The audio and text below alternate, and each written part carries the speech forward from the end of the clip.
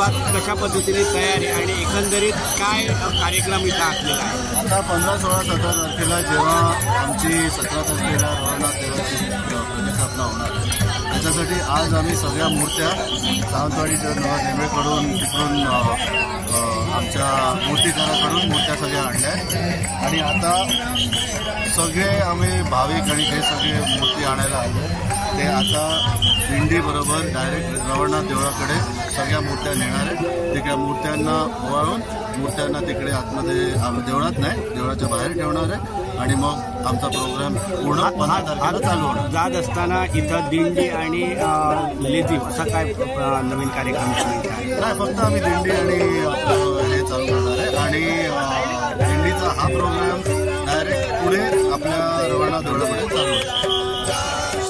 आज आम्ही सुरुवातीला नेमळ्या ठिकाणी जाऊन पाठशाळांचं पूजन केलं. पूजन करून तिथे जी ग्रामदेवता आहे तिचा मान घेऊन आम्ही सगळी रॅलीनं आज पेडणे शहरात प्रवेश करतो आहोत.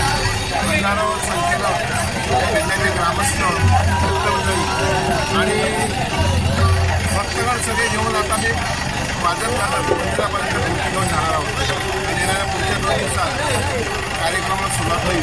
त्यानंतर प्रतिष्ठापना होईल.